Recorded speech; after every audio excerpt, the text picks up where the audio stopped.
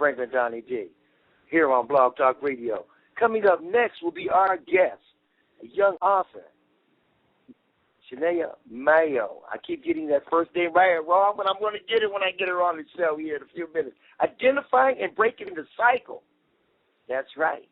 And right before she comes on, we got this right here for you.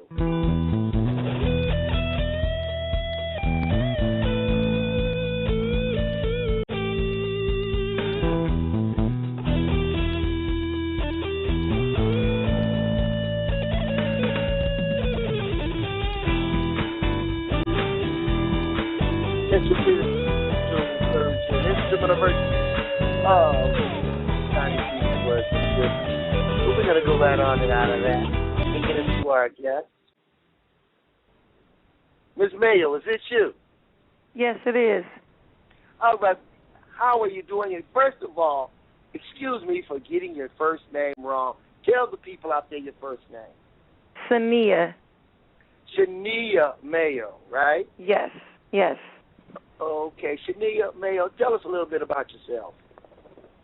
I'm actually a marriage and family therapist trainee, working towards my hours to get my license. I just wrote the book entitled Identifying and Breaking the Cycle to help families and individuals break cycles within their families and their relationships. Okay. Can you tell us some of the cycles that we need to break? The main cycles that I see prevalent among people today are having favorites within the family. And it causes division because if this child or this aunt or this particular person is your favorite, then what are you saying about the rest of your family members?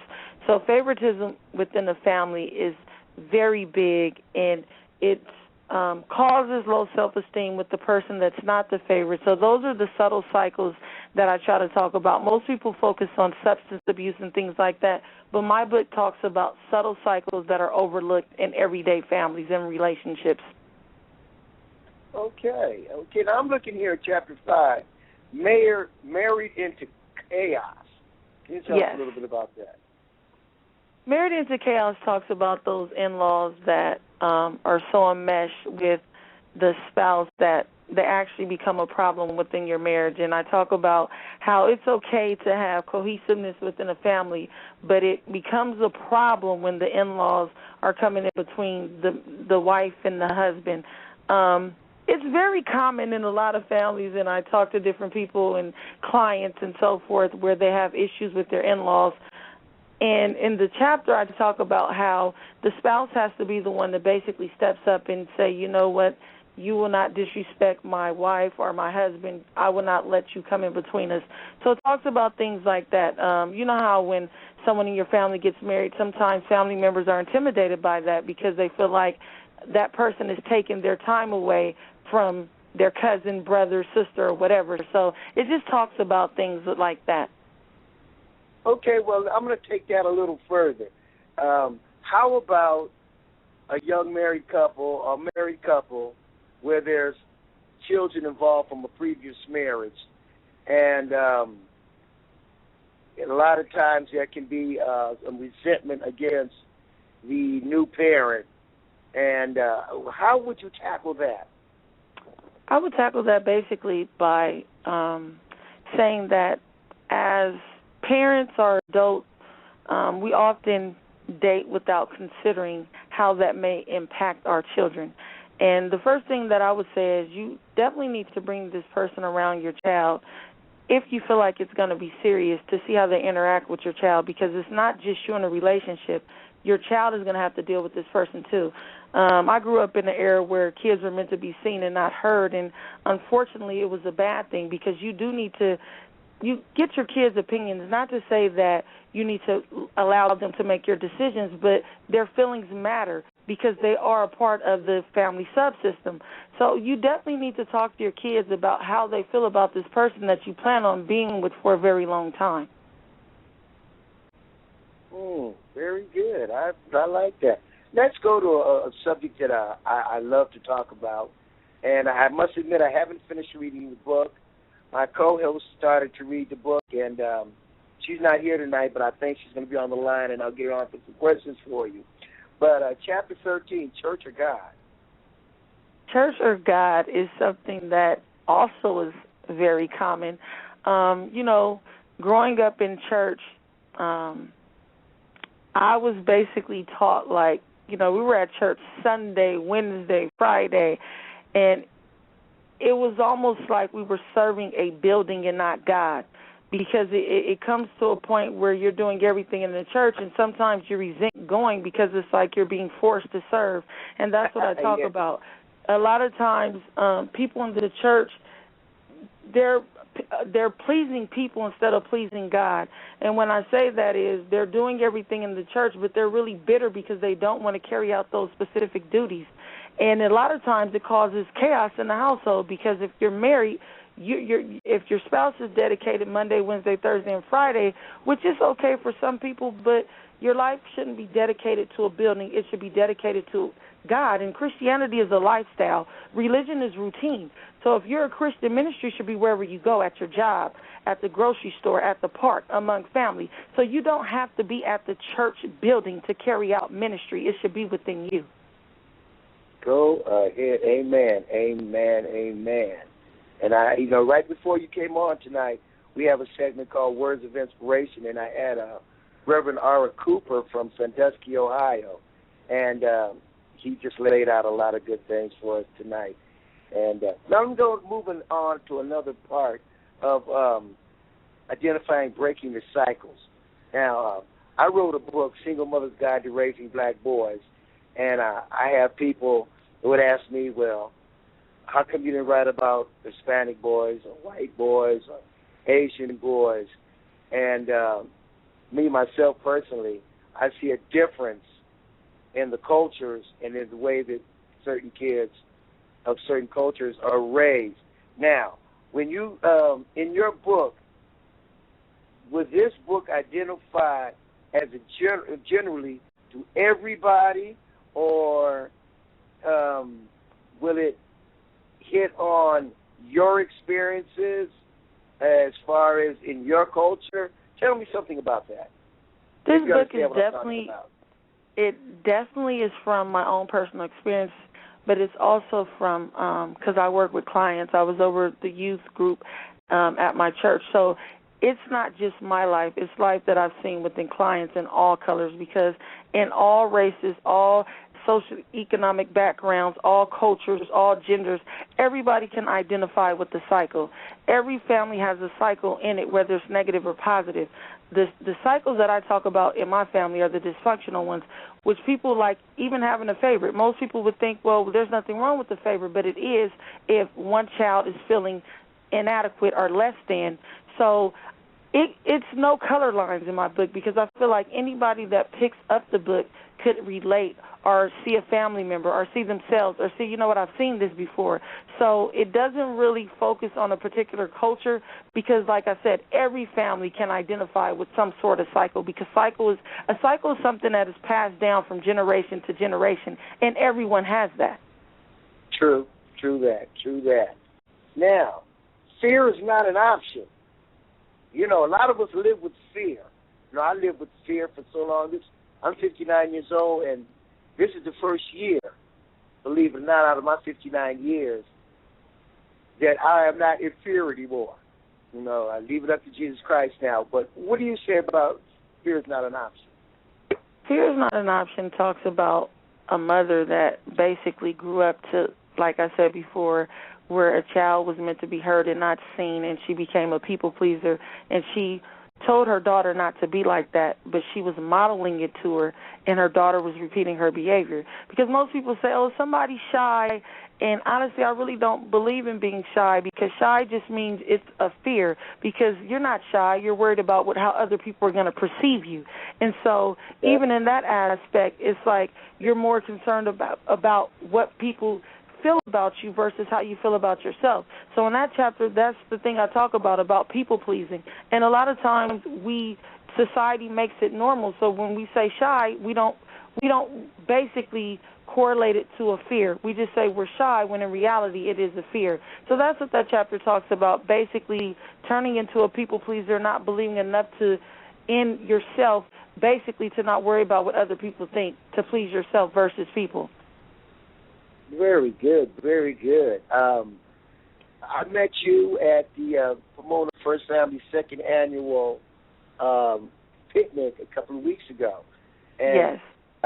Yes, and I saw your book, and being an author myself, I love to talk to your authors, especially young authors, and it was so gratifying to see that you had your booth set up, you had other products, and you had your book there. And how is your book? Where is your book available? My book is available at breakingthecyclebook.com, and if you go on that website, you can email me for speaking engagements, and you can get an app on your phone. If you don't want the paperback book, you can actually get an app on Google Play if you have an Android or Amazon. So that's breakingthecyclebook.com. Oh, so they can get it on ebook. Not yet. I just have it as an app on your phone in paperback. I'm working on the ebook as we speak. Okay. How long has this book been out? This book just came out 2 months ago. So I just released the book. Yeah. Very good, very good. I'm so glad to hear this. Now, what made you decide to come up with this? You know, with me, God gave me a project. You know, for some people, everybody has their own thing. I believe that God gives us all a project. What made you come up with this one? Just my life in general. Growing up, I guess I was like the oddball, seeing different things within my family that I didn't necessarily agree with, that even as a child that I knew that it was dysfunctional, and knowing that I didn't want my kids to be raised in that same type of environment. And then when I started not to just look at my life, my client's life, the youth in my church, the different people that I started to talk to, I realized that it was a common thing in most families. And so I just wanted to enlighten people about the subtle things that can actually cause division and actually harm your family and relationships if you don't really change and break the cycle. So it was just imperative for me not only to break cycles within my own life, but to also empower other people to break them in theirs. Very good. You know, I work here in Pasadena schools, and I've been doing it for 30 years, and I run across some families with certain last names. And the one I had 30 years ago was in trouble. The one I had 15 years ago was in trouble. 10 years ago in trouble. And that's a vicious cycle that needs to be stopped. You know, right. We have, my grandpapa was a blood, so I'm a blood. My father went to prison. I'm in prison. My father beat his wife. I'm going to beat my wife. Right. We need to, those are vicious cycles that need to be stopped. Would you agree with me? I definitely agree, and those is a lot of topics that I cover in my book, because in reality, from the time we are born, behavior is learned. It's taught. And I was having a conversation with some classmates of mine, and they were talking about how whooping or spanking, however you word it, it's a culture thing. And when I thought back, one of my classmates, they looked at me and they thought I was going to get offended by it. And when I thought about it, I was like, why is it prevalent for African Americans to whip their kids? And when I thought about it, in slavery, the slaves were beat. And so that's how they learn to discipline. And so when you do something and your child is watching you, they're going to mimic the same things that you're doing. It's easy to say, oh, well, don't smoke because I don't want you to smoke. Even though I'm smoking, it's bad for you. Kids are not going to do what you say. They're going to do what they see. So if you want to break a cycle or break off from certain behavior, you can't just dictate it or say it. You have to show it. You have to be an example for your kids. We always think that people in the public eye, these rappers, these athletes are our kids' examples, but the reality of it is our kids are watching us every day. We are the example for our kids, and if you want your kids to model certain behavior, you need to start with yourself. Step up to the plate. I believe that. So heavy, young lady, so heavy. I think I have a caller here for you from, let's see, 626-319. Let me see who this is. Caller, your name and where you're calling from. Hello? Yes, caller. Your name and where you calling from. Do you have any questions? Yes, this is Linda calling from LA. And Can you speak up a little bit, Linda, please? Okay. This sounds like a very, very good book, and I am curious if she has anything in it regarding, fathers that are absent from the home. I actually didn't write about that, but that's definitely going to be in an upcoming book. I didn't really touch bases on the absentee father in the home, no. But it does talk about blended families and dating and how dating impacts your kids. I do touch bases on that. Oh, okay. Because I just am curious about, absent parents and how it affects the children.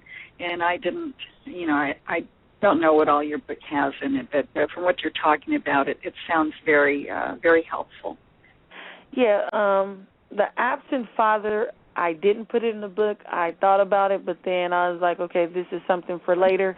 But, yeah, having an absent father or mother in the home definitely affects the children, because if you're raising a son, who's going to model that male figure role? Who's going to be that male role model for him? And for a daughter, if she's doesn't get that love from her father, and a lot of people don't believe it, but it's true. She's going to look for that same love that she didn't get from her father in boys, and that's when you see little girls acting out, chasing boys and being because they're looking for that acceptance, for that validation that they didn't get from their father.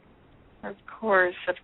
Well, I am going to look into your book, but maybe you can do another one. And I have many more books, trust me. Okay, fantastic. Well, God bless you and good luck.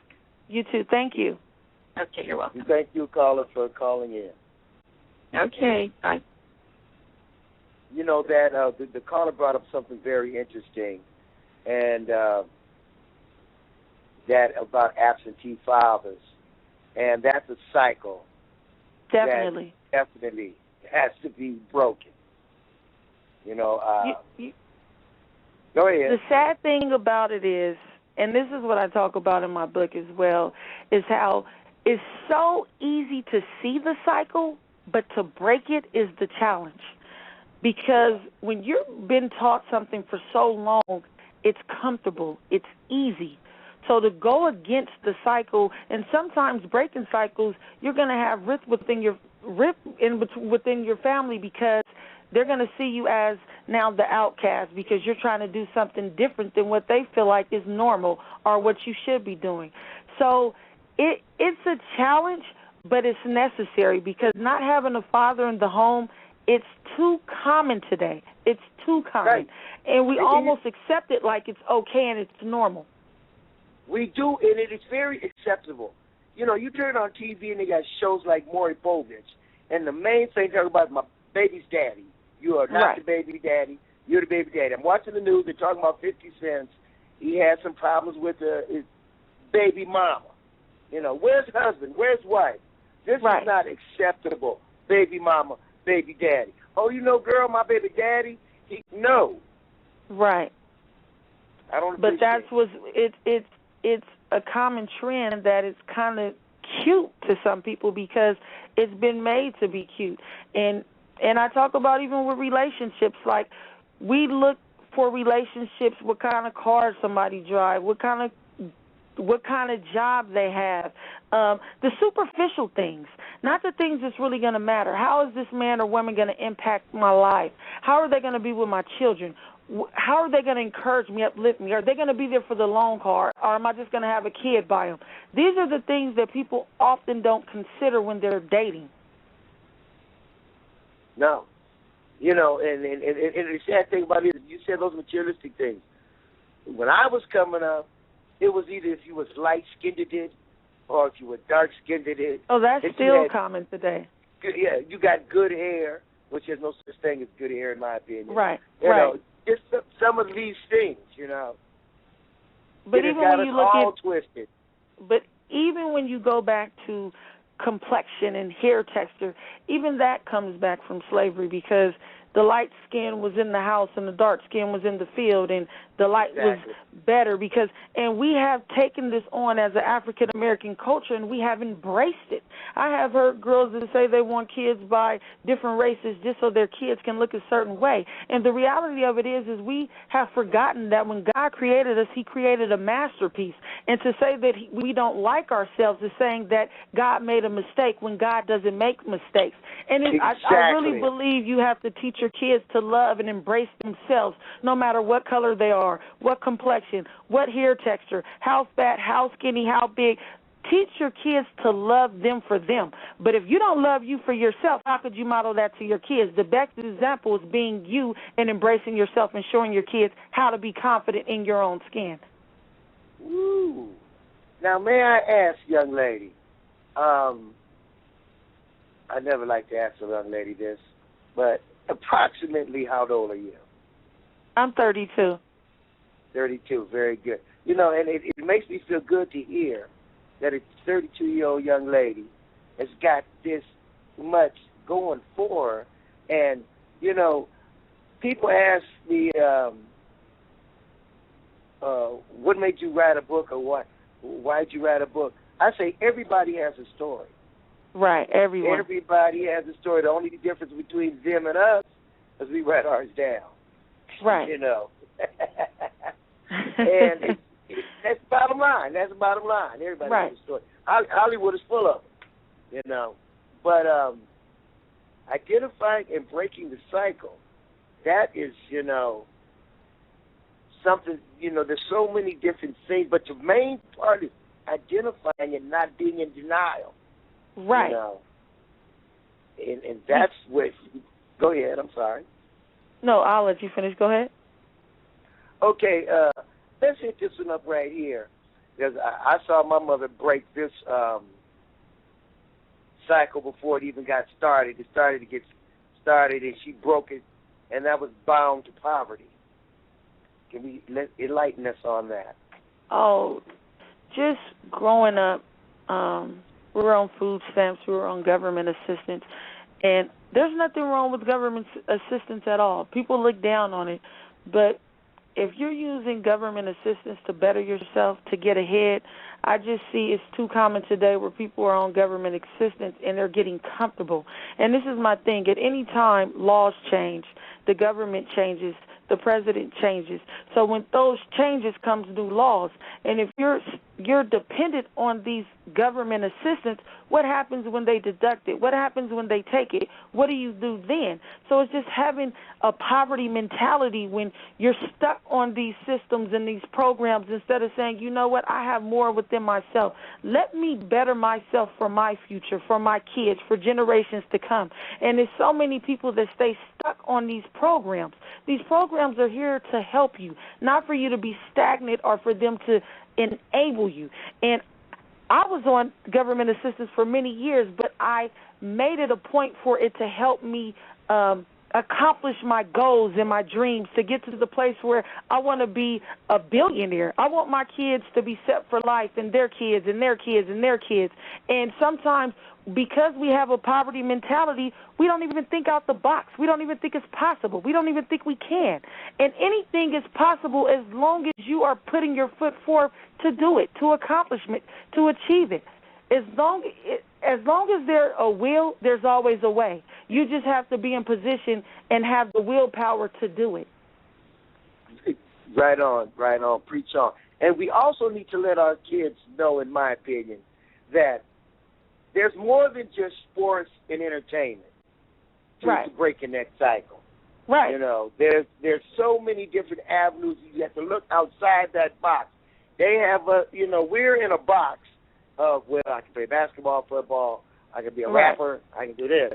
There's so much more in this world that you can do. It's almost in the African American culture as if that's what they kind of set our kids up for. You're going to be an athlete or a rapper, and we don't teach our kids, you could be the doctor, you could be the lawyer, you could be the author, you could be the therapist. And those are things that we have to instill in our kids. But again, if you don't believe you could be it, then how do you expect your kids to believe that they can? Exactly. Very much so, you know. Is this your first book? This is my first book. Okay. Let me see here. As I'm looking through this book right here, The Rejected Child. What? Tell me something about The Rejected Child. The Rejected Child is... Huh? Did we hit on the Rejected Child yet? No, we didn't.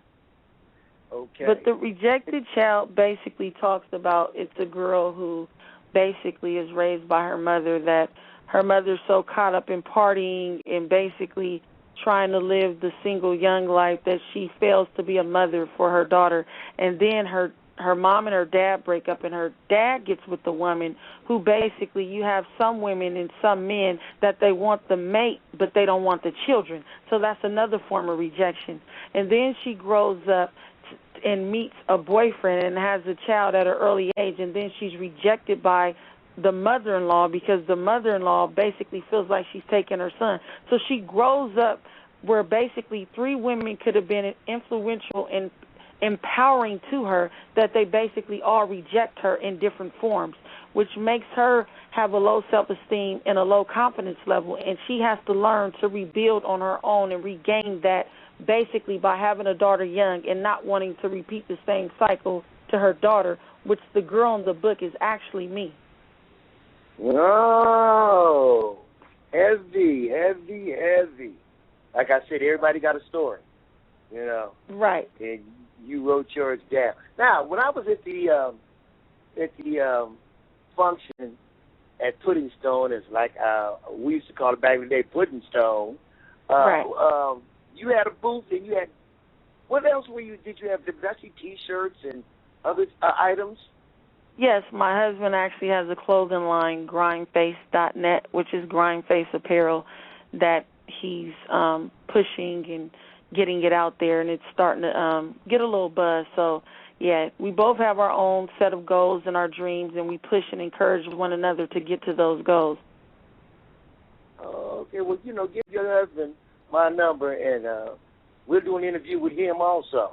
I definitely will. Definitely will. Now, were you born and raised in Pomona? I was born in Upland, but yes, I was raised in the Pomona area. Okay. And so were my parents. What schools did your parents go to? Pomona High, and I actually went to Palomar's in Pomona High. Very strange, because I went to Palomar's in Pomona High, too. What year did your parents graduate? That I'm not for sure. I'm sorry. What's your parents' name? Sandra Matthews and Lawrence Smith, but he goes by Wayne. And they went to Pomona High? Yeah. I bet I know them. Yeah, you probably do. I bet because that was such a small My father is community. from the Centown area, and my mom grew up on the north side. In the islands? Actually, Ghost Town. Ghost Town, okay. Yeah, because, Pomona has a very interesting history. Right. My second book is dealing with the history and the racism and a lot of the stuff that went back and down in the 60s and 70s in Pomona. And if your parents were around at that time in Pomona, they will definitely remember that. Right. I've heard stories. Oh, yeah. There were some times, some very rough times at Pomona High and Palomar's. But getting back to you in your book, now tell us one more time. Wait a minute. Okay, this is what I asked you. Did you self-publish? I did self-publish. I was in the process of looking for an agent, and me being me, I'm never going to wait on anybody. And to wait, it meant that my book would be at a standstill.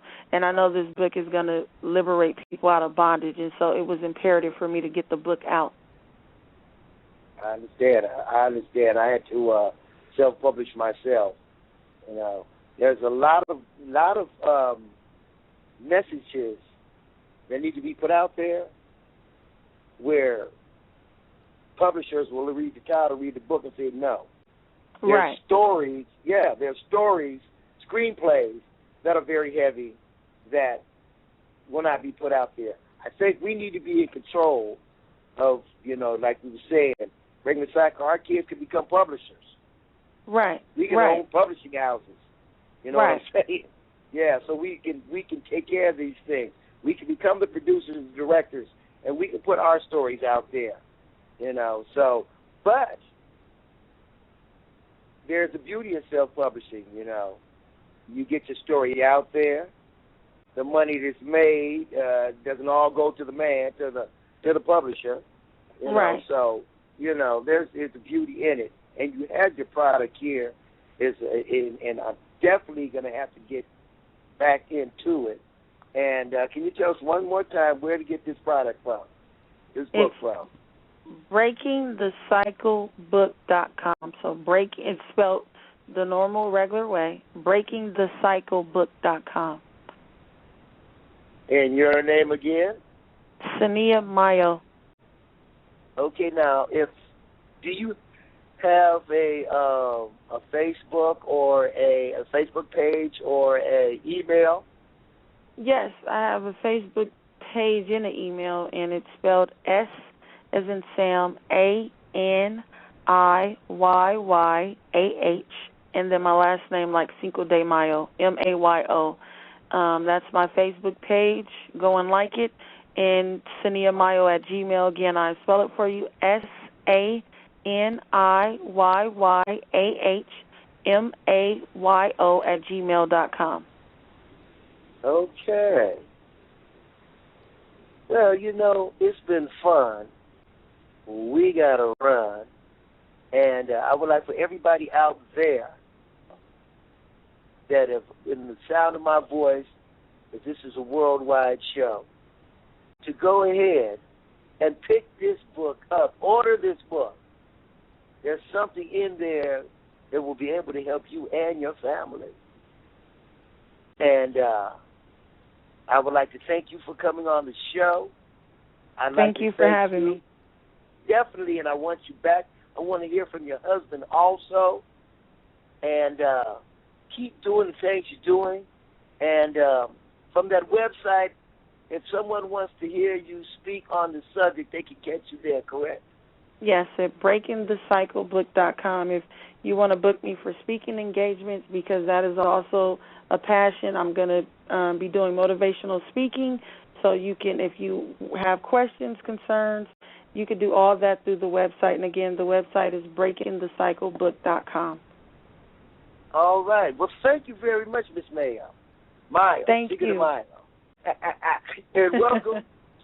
This is Franklin Donnyd on Words of Wisdom Radio, thanking this young lady for doing what she does, and I know that God put her out there to do this. As we move in the group to go into a little thing called Smooth by my main man, Mr. Will Kimsey. God bless.